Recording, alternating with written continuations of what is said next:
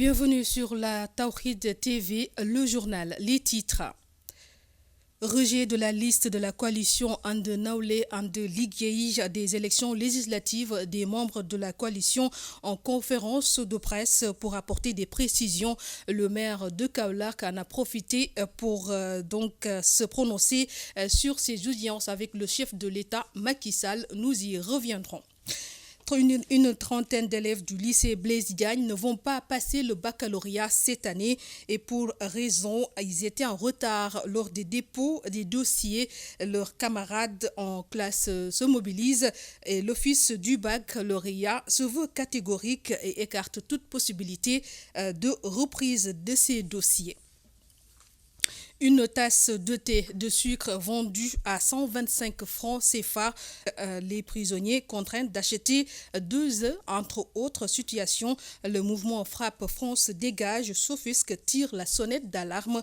Ils invitent les autorités à revoir la situation carcérale des détenus et procéder à un audit. C'était lors de la conférence de presse pour soutenir les familles des prisonniers transférés de la prison de Dakar à Kaolack.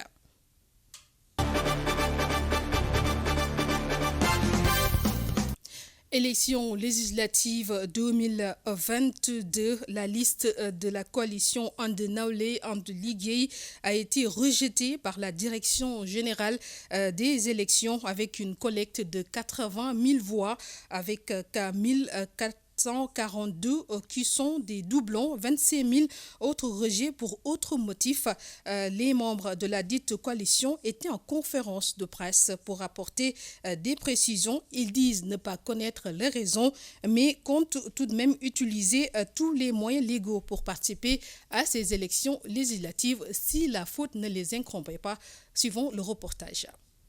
Parmi les listes rejetées par la Direction générale des élections, DGE, c'est de la coalition And Nawlé And Liggéey. Ses membres disent ne pas connaître les raisons. And Nawlé And Liggéey a été rejeté pour des motifs dont nous ignorons les détails pour le moment.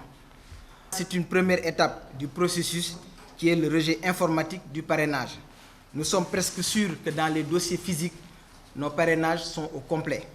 Après la question liée à l'informatique, il est important de préciser que nous attendons tout de même les détails de ces rejets pour voir quelle sera l'issue de nos démarches. S'il s'agit réellement de manquement de notre part, nous aurons la grandeur de l'accepter et féliciter les candidats qui auront franchi cette étape pour participer aux élections législatives. Par ailleurs, s'il s'agit d'une erreur matérielle, nous ne ménagerons aucun effort pour faire de nos voix et recours afin que notre candidature soit validée. Après s'être prononcé sur ses audiences avec le chef de l'État, le maire de Kaolack a également invité les acteurs politiques à taire leur querelle pour le développement de la région. Je pense que je suis parmi les rares maires qui m'a reçu 3 fois après mon élection. Donc je peux dire, mais toujours comporte sur comment on peut collaborer avec l'État, mais ce n'est pas dans un objectif de participer, d'être dans son parti. C'est clair, nous ne souhaiterons pas être dans un parti, mais nous pouvons appuyer et aider le gouvernement dans la réflexion, dans la recherche de cohésion nationale. Le président de la République, je le remercie parce qu'il a accepté ça ensemble. Le reste, c'est les politiciens locaux, qu'ils soient de l'opposition, qu'ils soient du pouvoir. Si aujourd'hui ils nous montrent leur engagement pour le développement de Kaolack et arrêter les tiraillements qui sont entre eux-mêmes, parce qu'entre eux-mêmes, ils font des tiraillements. Donc, ça ne surprend pas qu'on fait des tiraillements avec nous. Je pense que le président de la République leur a dit ça lors de son visite à Kaolack. Et nous leur lançons un appel encore que Kaolack, qui est au cœur du Sénégal, a besoin de calme, a besoin de travail et un retard sur plusieurs domaines. Et il en a tout pour se développer. L'équipe municipale est disposée à travailler avec eux, avec l'État, pour que Kaolack décolle. La tête de liste de la coalition And Nawlé And Liggéey de faire la proposition suivante. Épargner les partis ou coalitions qui ont fait leur preuve durant la dernière élection des parrainages avant de souhaiter l'application de la proposition de la société civile. Sache que l'autre motif, c'est de quoi? C'est le nom, c'est la date de naissance, c'est la taille, c'est le numéro. Nous avons maintenant des procédures qui nous permettent nous-mêmes, avant de déposer les 8000 qui nous manquent, nous pouvons le vérifier avant de le déposer et d'être sûr d'avoir un résultat à 100%. Donc c'est pour ça que ce que la société civile a demandé, nous souhaitons que les autorités l'acceptent. Et puis, bitumage de l'ex-Bambey Baba Garage et l'électrification réclamée par la population de Touba Sitor lors de sa journée de prière. Le deuxième adjoint au maire de Baba Garage de rassurer que les travaux sont en cours d'exécution justement pour la réalisation de la route. Maguette J. Gay d'annoncer l'arrivée très prochaine, en tout cas, d'un entrepreneur pour faire des études concernant l'électrification. Il s'est également prononcé sur l'emploi des jeunes. Je propose de l'écouter. Bon, il y a deux types de doléances qu'on nous a délivrées sur le discours du représentant du village. C'est l'électrification et le bitumage de l'axe Bambey-Baba Garage. Pour ce qui concerne l'axe Bambey-Baba Garage, les travaux sont en cours. Et c'est une entreprise du nom de Chaban, des Tunisiens, qui l'ont gagné. Ils ont commencé déjà les travaux. Prions à ce que nos rêves se transforment en réalité. Et pour ce qui concerne l'électrification, on a déjà avancé des propos pour un entrepreneur qui va venir faire la levée et les études pour qu'au moins la commune peut faire un geste pour la réalisation et que les populations de Sitor peuvent en tirer profit. Par rapport à l'emploi des jeunes, à chaque fois, ce qui nous concerne, une fois qu'il y a une entreprise qui vient au niveau de la localité, notre objectif, c'est de se battre jusqu'à ce que nos jeunes peuvent se bénéficier.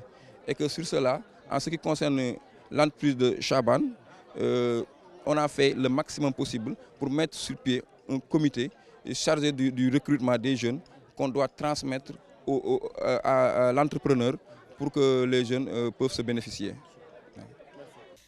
Je vous le disais également en titre, une trentaine d'élèves du lycée Blaise Diagne risquent de ne pas passer le baccalauréat cette année et pour cause, retard noté dans le dépôt des dossiers lors des dépôts des dossiers des candidatures. Ne voulant pas perdre cette année scolaire, ces derniers et leurs camarades ont tapé à plusieurs portes, mais en vain. Ils interpellent ainsi le chef de l'État, Macky Sall, sur la question. Suivons le compte-rendu. Ces élèves mènent un combat depuis plus de 2 mois, un combat pour permettre à une trentaine de potentiels candidats du lycée Blaise Diagne de pouvoir passer l'examen du baccalauréat. Ils risquent de ne pas passer l'examen du baccalauréat en raison qu'ils ont déposé tardivement leur dossier. Et aussi, ce n'est pas de leur faute. Voilà. Quand ils sont venus pour déposer les documents, ils ont dit que c'était trop tard. Ils sont venus tardivement et ils ont refusé de prendre leur dossier. Après avoir tenté plusieurs fois avec les autorités éducatives, ils interpellent le chef de l'État. En dernier recours, selon eux, le délai était assez court pour rassembler les documents nécessaires. Appel à l'État pour qu'ils aident nos camarades qui risquent d'être sacrifiés parce que vraiment, ils ne le méritent pas et aussi ce n'est pas de leur faute. Ils doivent passer le bac comme tout le monde. Voilà, c'est l'appel que je voudrais passer. Et aussi, c'est au niveau du national, parce que ce cas ne se limite pas seulement au lycée Blaise Diagne, mais c'est au niveau du Sénégal. Comme vous le constatez, ils sont plus de 30 et la majorité d'entre eux ont cessé l'école parce qu'ils sont découragés. On est allé à l'office du bac, chaque porte qu'on frappe, voilà, c'est un peu compliqué. Mais moi, en vous parlant, je suis découragée. La presse est la dernière solution, voilà. Ouais. La majorité a baissé les bras et abandonné le chemin de l'école. Par contre, une partie ayant toujours espoir d'être acceptée continue de suivre les cours. Et puis interpellé sur la question, l'office du bac écarte toute possibilité. Selon son directeur, donc cela va perturber l'organisation de l'examen du baccalauréat qui compte plus de 150 000 candidats. Socé Ndiaye de préciser que la liste des candidats a été déjà envoyée dans leurs jurys respectifs. Nous l'écoutons. Le processus d'organisation du bac, c'est comme un voyage. Vous ne pouvez pas aller jusqu'au bout jusqu'à un milieu de chemin, vous retournez encore là où vous étiez venu pour récupérer qui que ce soit. Ça vraiment, il faut que les gens le comprennent. Eux-mêmes, ils vous ont dit qu'ils sont en retard. Nous, on a plus de 150 000 candidats. Vous dites que je ne sais pas, il y a combien de candidats, ils disent qu'ils sont en retard, il faut qu'on recommence. Donc, il faut retarder les 150 000 personnes pour récupérer une ou deux personnes, ça ne se fait pas. Et on est dans le cadre d'une organisation. Et une organisation, il n'y a pas de tâtonnement là-dessus, il n'y a pas d'aller-retour. Voilà, donc nous, au début, on informe tous de ce que nous faisons. Donc, ça commence au mois de novembre et ça se termine à la mi-janvier pour l'enrôlement des candidats. Une fois que nous avons fini d'enrôler, on passe à d'autres étapes. Maintenant, on ne peut pas, au milieu de ces étapes-là, arrêter pour retourner encore commencer l'enrôlement. Ça, c'est pas possible. Donc, vraiment, comme je vous ai dit, d'ailleurs, on a même fini d'envoyer les candidats dans leurs jurys respectifs. On ne peut pas le faire parce que si on le fait, ça va compromettre l'organisation du bac. Des prisonniers transférés, de Dakar à Kaolack, les familles trouvent le déplacement très coûteux. Ils invitent ainsi les autorités judiciaires à adopter une solution moins pénible pour le mouvement Frappe France Dégage d'apporter son soutien et par la même occasion, le mouvement qui demande au gouvernement du Sénégal de pouvoir respecter les droits des détenus avant de dénoncer les conditions dans lesquelles ils sont incarcérés. Ils faisaient face à la presse. Écoutons le leader du mouvement Frappe France Dégage. Des prisonniers ont été pris de la prison du camp pénal et ont été envoyés, il y a de cela quelques semaines, à la prison de Kaolack. Ce n'est pas interdit, mais nous disons juste qu'il est important que l'État, dans les décisions qu'il prend, qu'il exécute, d'y mettre une forte dose de social. Une prison de Kaolack, il y a un robinet pour plus de 250 prisonniers. Dans la prison de Kaolack, dans les chambres, il n'y a pas d'eau. Dans la prison de Kaolack, les toitures des cellules sont en zinc. Dans la prison de Kaolack, les 10 secondes de communication sont payées à 60 francs. C'est du business fait sur le dos des prisonniers. Et nous avions alerté l'État du Sénégal par rapport. Et donc, pour que ces Tangana-là marchent, pour que ces Tangana-là continuent à verser 15 000 francs par jour et près de 500 000 francs le mois, il faut empêcher que les bols des familles n'entrent dans les prisons pour retrouver leurs parents détenus. Pire, les boutiques sont interdites de vendre des œufs pour pousser les prisonniers à aller acheter les œufs au niveau du Tangana. Et donc, nous, Frappe, nous n'avons pas exigé la fermeture des Tangana. Nous exigeons que le petit déjeuner, le déjeuner ou le dîner que des familles veulent donner à leurs parents en prison puissent entrer au Cap Manuel, au camp pénal. Et le coronavirus ne peut pas être un prétexte pour empêcher cela. Nous dénonçons toutes ces mesures en vigueur au niveau du camp pénal pour pousser les détenus à acheter dans ces Tangana.